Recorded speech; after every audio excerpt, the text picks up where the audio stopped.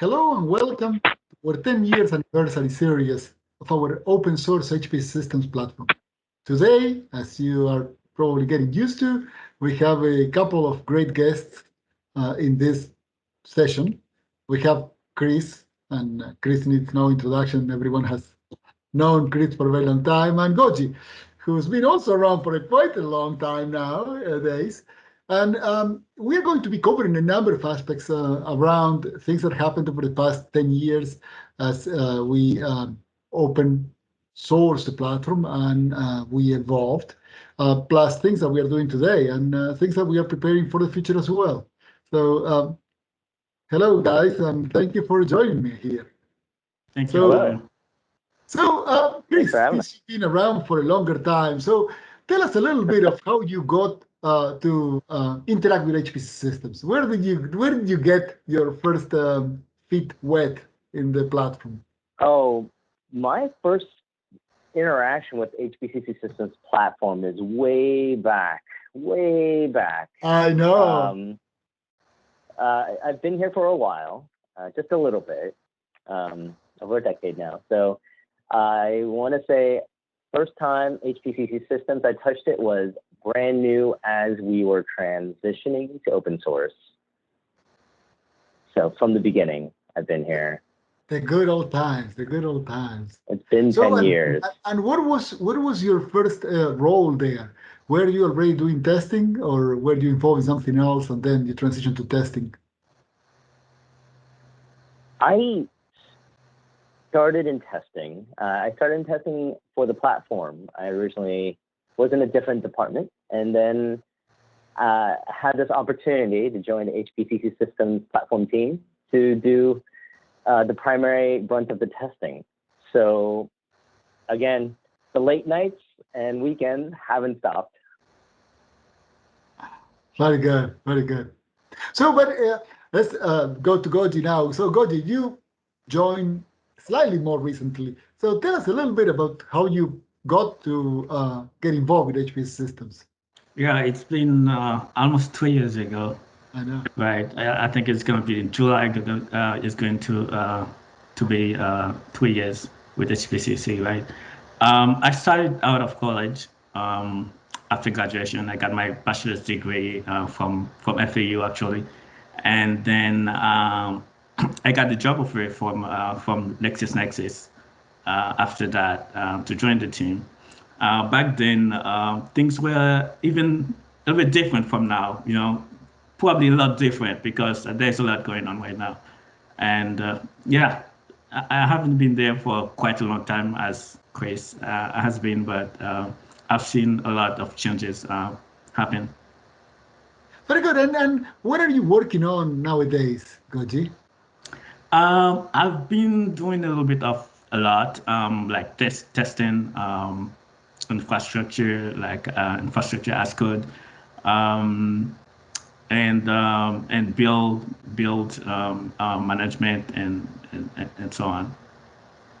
Very good. How about you, Chris? What are you working on? What have you been doing lately?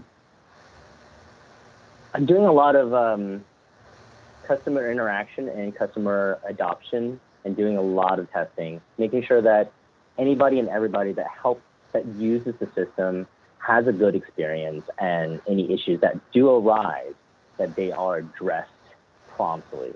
I'm also doing a lot of starting to do more automation for our system, things like that, to make sure that we have the coverage that we need.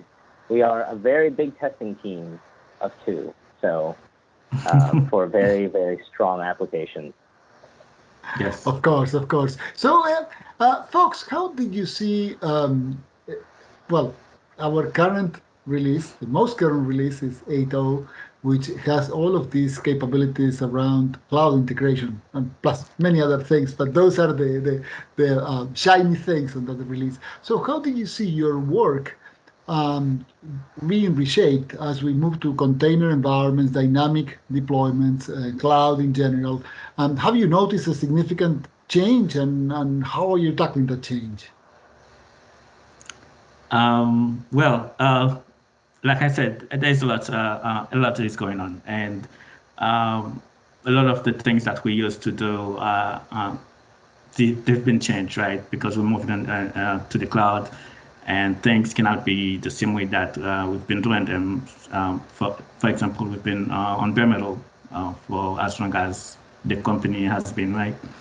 Right now, we move into the cloud, and we have to adapt to all of those great, features that are available to us. So we have to learn new things every day. We have to use more code as we move to as we building a new infrastructure, such as new clusters and so on.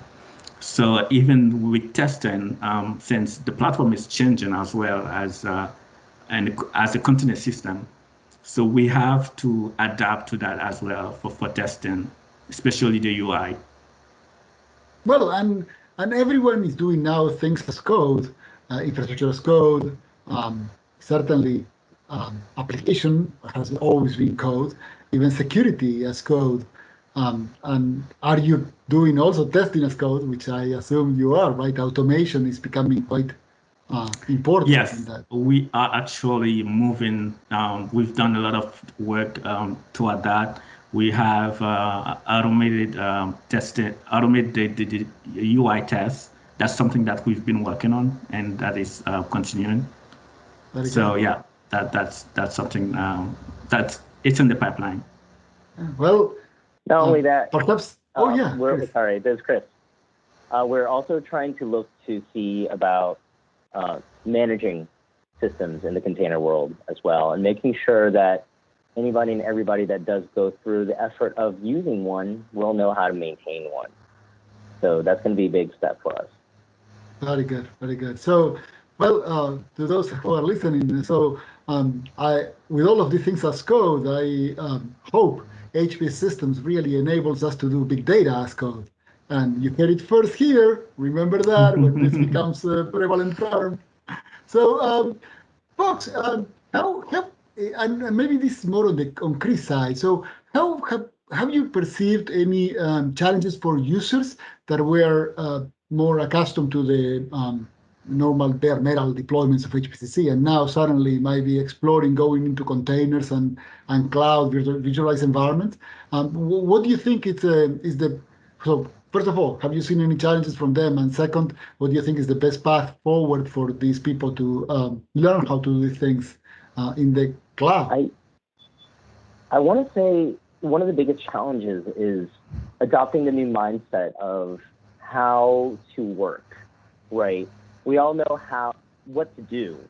It's now a matter of addressing how to do it, and understanding your workflow and really maximizing the amount of time you have available in a container system is going to be really key, right? Previously in our bare metal systems, we just have our systems up and running all the time. Yeah. But now we really want to make sure we maximize the amount of time that we do have on the system, so that, we can really just eke out every dollar that we spend. Yeah, very true. Yeah, and I think that's the entire philosophy behind many of the changes that the platform is going through as it becomes cloud enabled. It is not just about integrating a particular data plane. It is also about following the philosophy of the cloud, and because you know that you're paying for every resource that you're using, the time you're using it, having this dynamically instantiated stores that only appear when they need to serve a work unit and then they go away is quite important. And minimizing this wasted time on the cloud is also important to make the economic, the financials fit, right? So, and what do you see coming in the future? So I know that there have been, and you mentioned UI before, Chris. So I know that there are going to be a number of changes, and they are already happening in 8.0, but they will be more in 8.2 and 8.4 on ECL Watch, user interfaces, and even some of the components to do analysis of cost in the cloud and to optimize the configuration for cloud environments and other things. So how do you see those, first of all, evolving, if you have any visibility into that? And second, is that going to make the testing more complicated as well, and the usability? Well, every single thing that we add is going to increase the amount of work we have to do for testing. I mean, that's just going to be the bottom line. But it doesn't mean it's a bad thing. It just means that we're expanding the amount of information we can give our users. We're expanding the amount of tools we can provide for all our burgeoning developers out there, honestly. We have a whole world of developers that are going to be able to join us on all these platforms. And I think it's very exciting to see what's coming down the pipeline. Richard sometimes likes to leak a little bit of info to us, but he doesn't really let us in completely. But it's really exciting to see what some of the tools that we're coming down with. Yes, I think time management tools and things to help visualize the amount of data we're using, amount of time we're using on programming, on developing code, things like that in the container world is going to be needed so that we can really help manage our own workflow, honestly.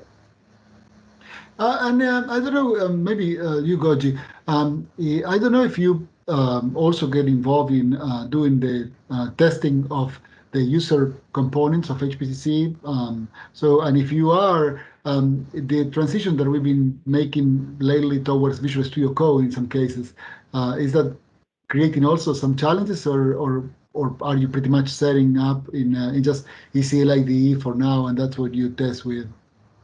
Actually, there is no big changes between using the bare metal version with the VS Code plugin, the VS using the cloud with the VS Code plugin, because basically you're connecting to the same API, sure. right? So all you need is the ESP. You need to connect to the ASP. You send your job to the ASP, then you get your response. Then that's it. So there's no really big changes. The big changes that are happening in the back, they are happening in the back end. Yeah, the user don't really see those changes. Well, that's always a positive, right? You want to create a seamless experience even if they upgrade to the next version, right? Exactly. Yeah, the other thing that comes to mind is as we move to containers, the one concern that it comes sometimes up is how we handle those dependencies that we build into the containers, right? And when there is a problem with the dependency, which container we fix. Uh, I would say the latest probably, but that would force users also to go to the latest version of HPC systems. There are a number of variables that still we'll probably need to fine tune as we move forward with this. But it might create a larger pool of versions that you might need to test as you do your testing. So that might be a little bit of a more of an issue. But how much of that testing is automated? So if a new version is released, and this may be because of my ignorance today, how long does it take to do the testing for that new version? So when in RC, when a release candidate is out, what does it take to get it tested and ready to make it a gold?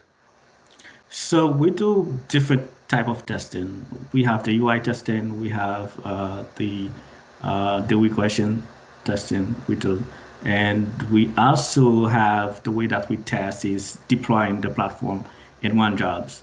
So if you get to that point, the issues that you're gonna have afterwards are probably going to be minimum, right? So if you can deploy, there are a lot of test cases that you've passed to get to that point. And so that's one way that we've started to test the platform in the cloud. Well, I'm not going to give names, but I heard it from other projects that some developers say, well, if it compiles, it's good to go. No, you have to test. You have to test. I mean, of course you do. Of course you do. That might have been the mindset about 15 years ago, but exactly. Yeah. It compiles, okay. Definitely. Ship it, right? No. Here's the thing, right? We have a lot of things that right from the get-go, you make a pull request. We want to make sure that it builds. The whole system is built. So we have smoke tests. And we're integrating more testing into the pull request stage, and we're integrating more testing into as early as possible in the whole process of building. So we're trying to catch all our functional testing early. And that way we minimize the amount of time it takes to go back and forth. It's like never even get to the, a release candidate staging, tagging stage, really. It'll get to pull request, oh, it fails.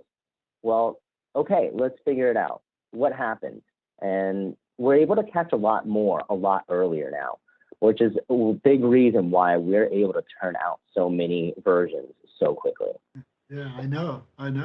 Yeah. We do on average probably one or more release candidates every week. Every week, at least one release candidate, and sometimes two. So or three. I would love to be able to catch. I would love to be able to catch the really, really big, groundbreaking errors and bugs right from the get-go. But sometimes it does take for the system to all build and finish building before we can even get to that stage. But that's the hope and the dream, right? Yeah, of course. Hey, folks, I don't want to make this too long. It's been a great conversation. Thank you very much. This has been a great experience around an area that I'm not that familiar with normally. So this is very good. And first of all, thank you. Second, with this, all I have to say is a happy anniversary, HPCC Systems. Happy anniversary. Happy anniversary. Thank you. Thank you. It was a pleasure.